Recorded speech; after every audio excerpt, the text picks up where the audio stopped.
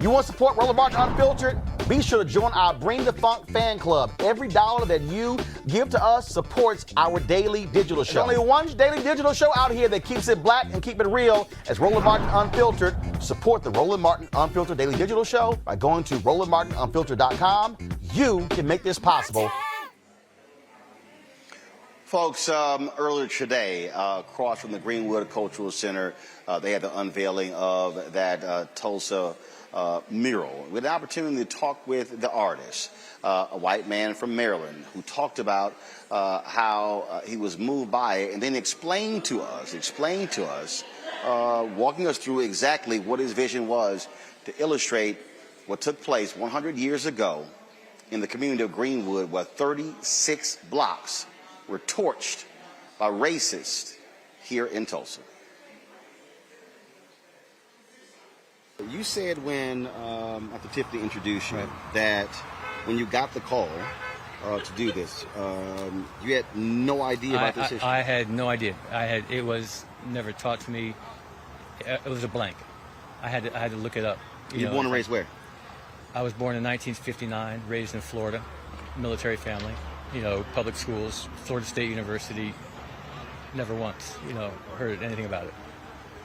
And how were you selected? Who chose you? How did that happen? I think Randy Vaughn, the gentleman right there, knew my work, saw the Harriet Tubman mural. Harriet Tubman mural where? Harriet Tubman mural in Cambridge, Maryland, on the side of the Harriet Tubman Museum. Got it. And Visitor Center, or Educational Center. And again, it was, it was a powerful, powerful image of a powerful, powerful woman that when you tap into the stories that you're telling, if I didn't get emotional, if I can't get emotional, I'm not doing my job, A. But B, as a human being, so out of the Harriet, as a human being, you have to experience it in order to feel the pain of the person and the people that you're conveying. But even as just human beings walking the planet, to understand why the black perspective has an issue with any of a number of things, and when you start to tell the story, you start to realize, the complete mistreatment and abuse of a race simply because of the color of their skin. It gets really heavy, and I don't say. I say that, but I feel it when I paint. Mm-hmm. And when Randy called me about doing it, and I think it was because of the Harriet Tubman mural, because for that one, it was the same thing. I don't take lightly that I'm a white man painting a black story, but I'm also a human being painting a human story, and that we should be able to tell each other's story, and the disadvantage to the black artist is that the white population is not hiring black artists to tell the white story, and I can attest to how much empathy and how much you learn about yourself and the people you're painting about by being asked to paint that story. So, and I think I try to convey that to my work, and I think that's probably why, in answer to your question, they asked me to paint it. Take us through your process to visualize this. What research did you do? Right. How often did you travel here?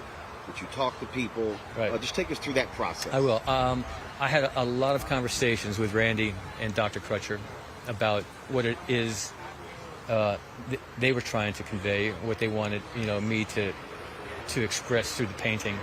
The amount of research, listening to podcasts, reading historical articles, just reading everything I could about what happened that day. I didn't have the opportunity to travel out here. This is my first time in Tulsa. But I think this is your first time here? In Tulsa. Okay. Yeah, and so I think, that's the beauty, obviously, of the internet now, is that you can pretty much get a picture of what it is and what happened through all the documentation. But what you don't get is what you saw today, was that human level, that emotional level, and sometimes it just doesn't work that you can travel. Either you're working on other projects and getting out to meet the people face to face. It's not feasible. It may not be in a budget. At the same time, the beauty of the internet, again, Zoom. I can have a conversation with you over the internet, and at least I have contact with you, which I did with them. So, yeah, my first time here. And So how did Tulsa, you settle? yeah. So how did you settle on this? And Yeah. so because you have the different. Well, so you know. So we're gonna get the microphone here. for Anthony, sure. should just Right. Yeah. just stand on that side right there. Okay. So just explain the Right. different elements of this Sure. mural. Well, when I was having the conversation with Dr. Crutcher, you know, she was telling stories, telling me about, and I had also read the stories, but the first-hand account, you know, of running down the street with her mother being chased by white men, and you know, you just had to read about the white community deputizing 500 people and being told to make it happen. You know, these are and you know, the deputies allowing it to happen. I mean, I would say that, you know, the police force at that time allowing that community, the white community, to burn down a town and kill. Those are truths that you can't gloss over. I mean, that's the truth that gets swept under the carpet. That's what has to be. You know, when you look at that in this painting, you want to know, who is that person? Why is there a white guy in there holding a gun? Why are they loading bodies onto a flatbed truck? And when you start to do your research, you start to realize that's what happened. They loaded dead bodies onto trucks and took them to mass graves. You know, you know that, you know, the white community made sure that they could, you know, that they went into every house, you know, and in every business to you know, and destroy it. The whole goal was to destroy it and get rid of all evidence, and then to pillage what was in every one of those houses. That has to be addressed. You know, you have to feel, as a white person, you have to look at that and be a little bit shocked that, you know, wow, yeah, I don't feel that, but someone did feel that, and they did this, and that person, and the consequences of that action was what's right there in the center, which is a loss of a husband, a father, you know, of a future.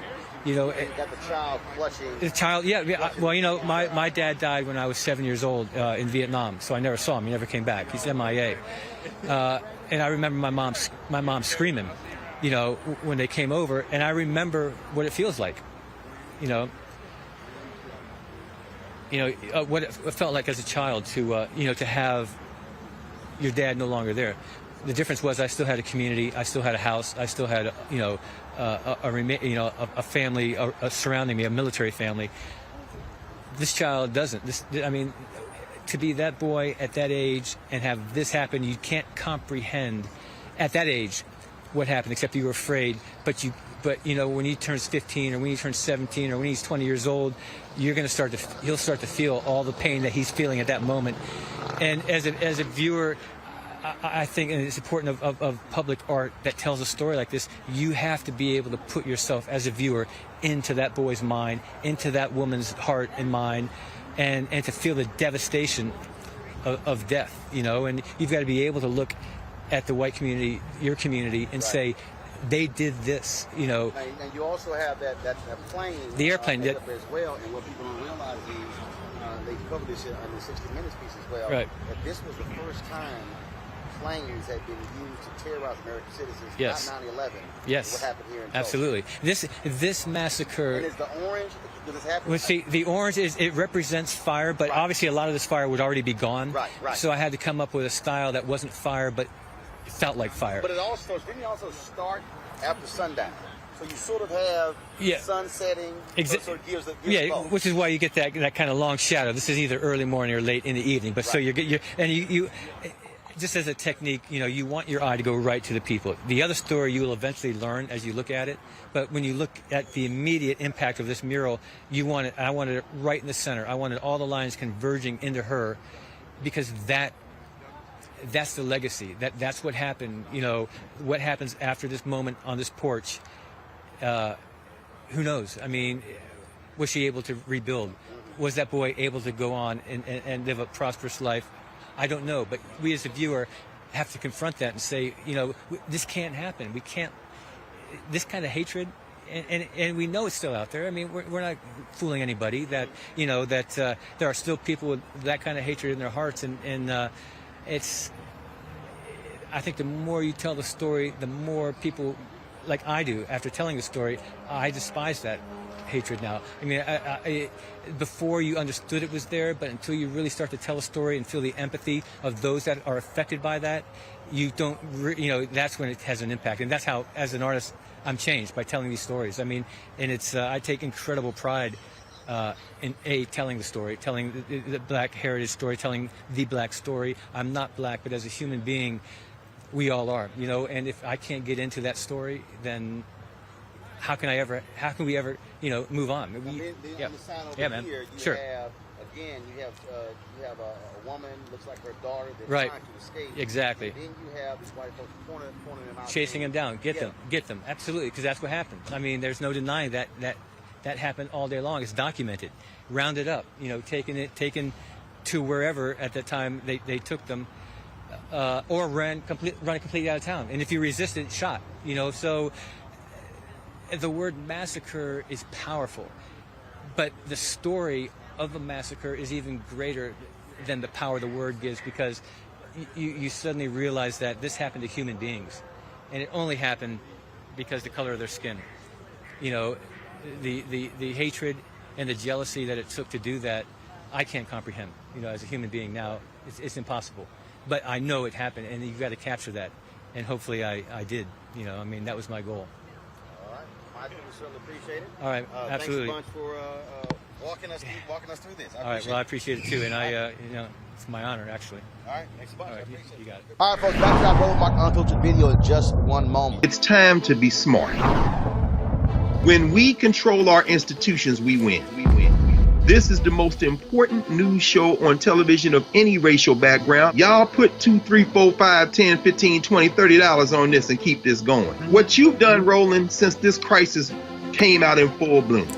Anybody watching this, tell your friends.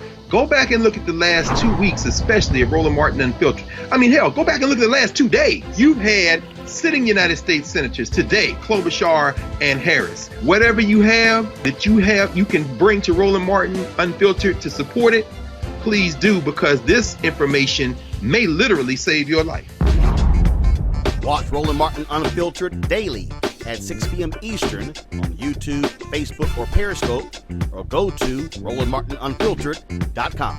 Support the Roland Martin Unfiltered Daily Digital Show by going to RolandMartinUnfiltered.com. Our goal is to get 20,000 of our fans contributing $50 each for the whole year. You can make this possible. RolandMartinUnfiltered.com.